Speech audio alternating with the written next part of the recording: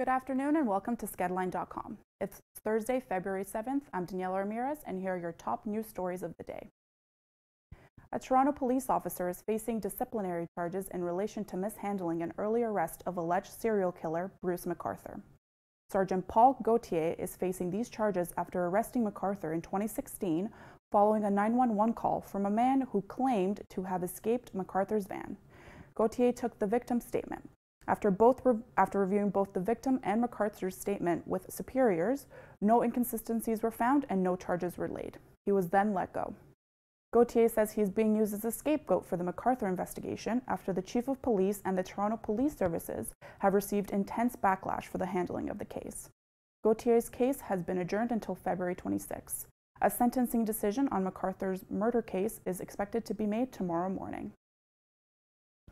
5 Canadian diplomats and their families who fell ill to a mysterious disease while stationed in Cuba are suing the Canadian government for $28 million.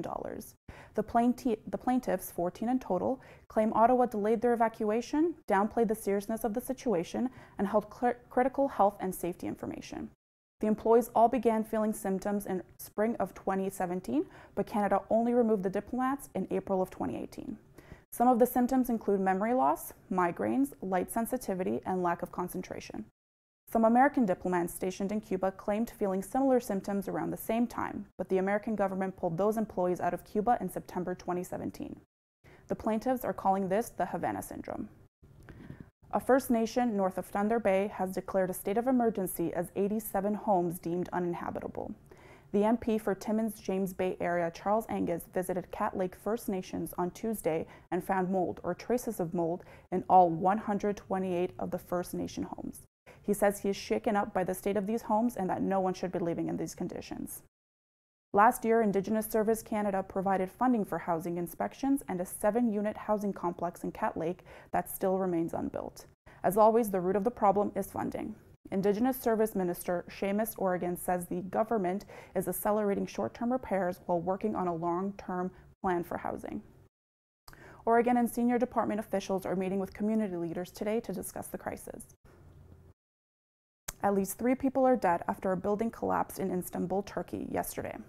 Turkish emergency services have already rescued 13 people from the rubble, including a 5-year-old girl and an 8-year-old boy.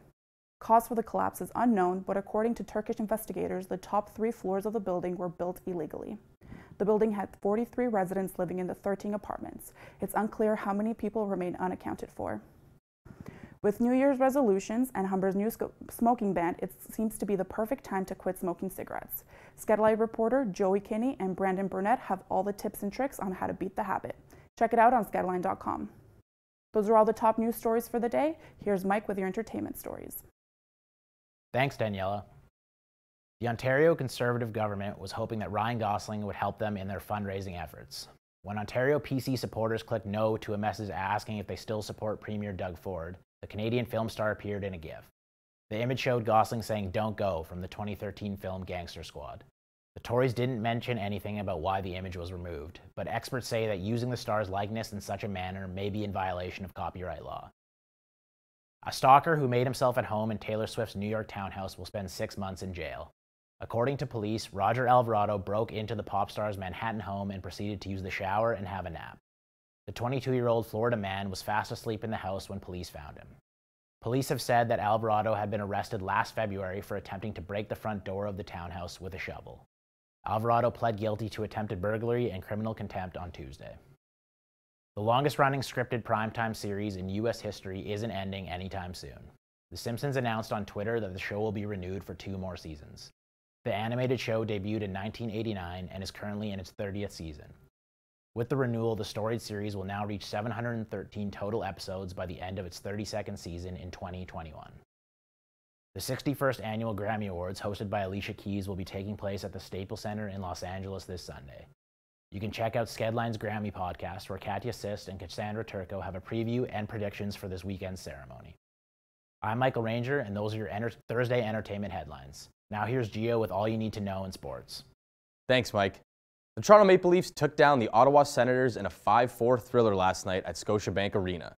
The Senators had a 2-1 lead halfway through the second, but with 6 minutes remaining in the period, goals from Janssen Matthews, and Tavares gave the Leafs the lead heading into the third. Ottawa was able to tie it at 4 with goals from Thomas Chabot and Magnus Piarvi, but Leafs defenseman Morgan Rielly sealed the game winner late in the third period. The Leafs are off today, but will be having practice downtown at Nathan Phillips Square, and it's open to the public for viewing. There will be giveaways, free hot chocolate, coffee, and prizes to be won.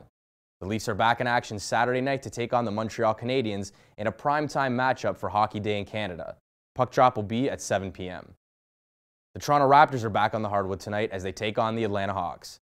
The Raptors will look to make this win number 3 in a row and continue to chase down the Bucks for the top seed in the East. While the Raptors are preparing to take on the Hawks, they will have to keep their phones by their side as the NBA trade deadline is today at 3 o'clock. The Raptors are in prime position to go all in this year for a shot at the NBA championship. Stay tuned to see if the Raptors make any big moves following today's deadline.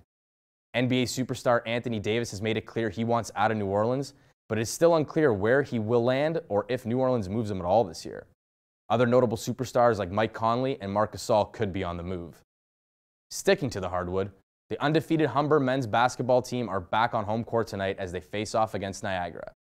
Humber is 16-0, and with 4 games remaining in the regular season, Humber looks to finish strong and keep the perfect regular season rolling. Tip-off is at 8 p.m. at the North Campus Gym. Check out our website as the reporter Alex Filiomeni has the full story. That's all the sports news for today. For skedline.com, I'm Giovanni Siciliano.